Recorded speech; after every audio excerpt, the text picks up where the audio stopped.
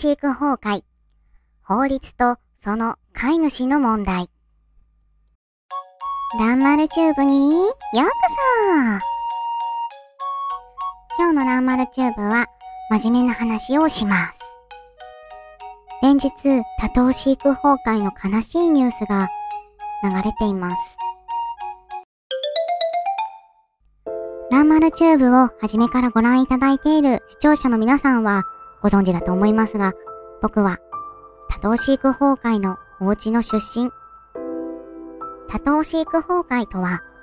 ペットの動物さんを複数飼育した飼い主さんが適切ではない飼育によって異常繁殖してしまい、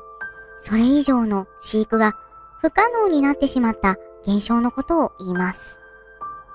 これが起きてしまうと、被害に遭ったその動物さんたちももちろんかわいそうなんですが、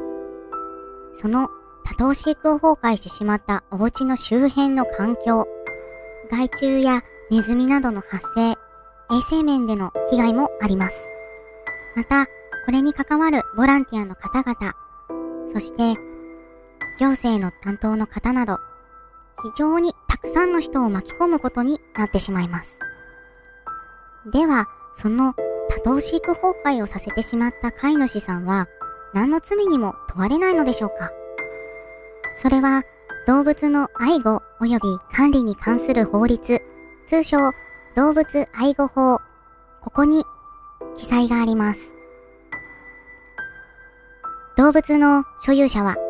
その所有する動物がみだりに繁殖して適正に使用することが困難とならないよう、繁殖に関する適切な措置を講ずるよう努めなければならない。愛護動物に対し、みだりに給餌もしくは給水をやめ酷使し、またはその健康及び安全を保持することが困難な場所に拘束することにより衰弱させること、事故の使用し、または保管する愛護動物であって疾病にかかり、または負傷した者の適切な保護を行わないこと、排泄物の堆積した施設、または他の愛護動物の死体が放置された施設であって、事故の管理する者において使用し、または保管すること、その他の虐待を行った者は、100万円以下の罰金に処する。しかし、日本において、ペットは民法上、個人が占有する財産ということで保障されています。だから単に何頭以上飼ってはいけないとか、複数頭多頭飼育を禁止するっていうことはできません。じゃあどういうことができるのかっていうと、動物愛護法に基づいて多数の動物の使用または保管に起因して周辺の生活環境が損なわれている事態が生じていると認められる場合については、日本国憲法第29条第2項に言う公共の福祉に適合するように、自治体が調査して改善を指導して勧告して命令することができるとされています。ただ、これも多頭飼育状態であるというだけの通報では、行政当局による取り締まりとか動物の没収はできないんだ。自治体の調査は実際に動物愛護法違反容疑で逮捕となるまでには結構な年月がかかります。日本ではやっぱり動物は個人が占有する財産という財産権が強くって、なかなか簡単にはいかないのが現状です。僕たち動物は物じゃなくて命なんだけどな。では次に多頭飼育崩壊してしまった飼い主についてお話ししたいと思います。この多頭飼育崩壊してしまった人のことをアニマルホーダーと言います。多頭飼育崩壊しているお家を見たことがありますか？テレビなどでもよく取り上げられるそのお家の惨状はとても不不衛生ですよね。こんなところに人が住んでいるのと感じる人も多いのではないでしょうか。そんなところに住んでいる人が心身ともに健康な状態だと思いますか？答えは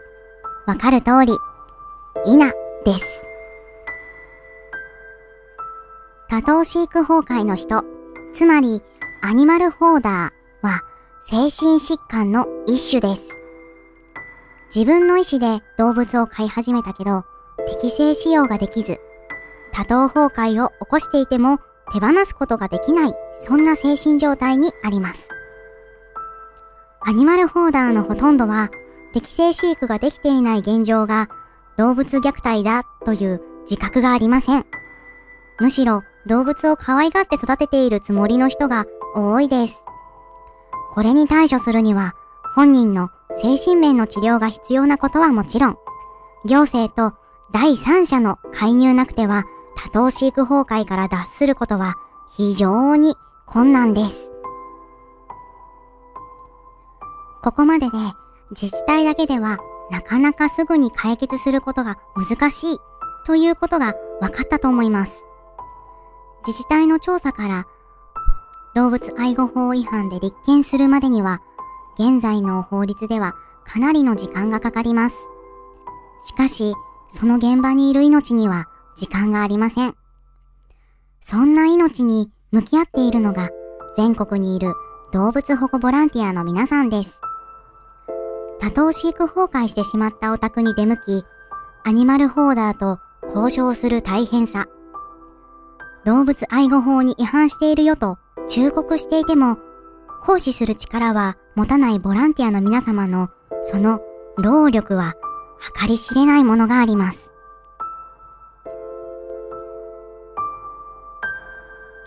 改めてここでお礼を言わせてください。動物保護ボランティアの皆様、僕を助けてくれて本当にありがとうございます。皆さんが助けたたくさんの命、悲しい運命を回避できた命がどれだけあるのでしょう。本当にありがとうございます。最後に動物愛護の一番の先進国であるイギリスについて紹介させてください。先ほども言った通り、動物愛護の一番の先進国であるイギリスでは、英国王立動物虐待防止協会、通称 RSPCA という非営利団体があります。この協会の前身がアニマルポリスという名前なだけあって、本当に警察官みたいな制服があるんだよ。それに名前に英国王立というパワーワードがあるのはとても力強いですね。この RSPCA は逮捕の権限は持っていませんが、告訴することが可能なんです。ここで RSPCA の2019年の実績を紹介します。まず、93,362 件以上の残虐行為の疑いがあるという通報を調査。1564匹のワンちゃんと29,432 匹の猫ちゃんを受け入れました。お家がない39,178 匹の動物の子たちのために新しいお家を見つけて、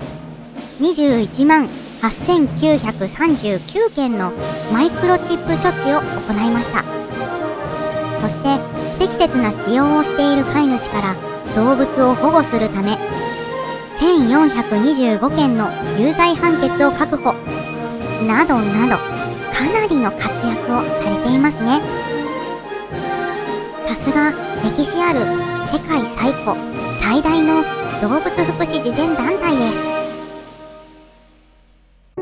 日本にも慈善団体はたくさんありますが、行政からのバックアップがもう少しあると動きやすくなるのかなと感じます。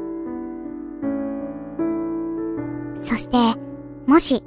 このちっぽけな YouTube チャンネルのちっぽけな一うさぎの声がどなたか、政治家の方に届くのなら、この多頭飼育崩壊という社会問題がこれだけ解決するのに困難になってしまっている現在の日本の法改正をぜひお願いいたします。今日も最後までご覧いただいた皆さん、ありがとうございました。よかったらチャンネル登録お願いします。いつもコメントいただける方も本当にいつも嬉しいです。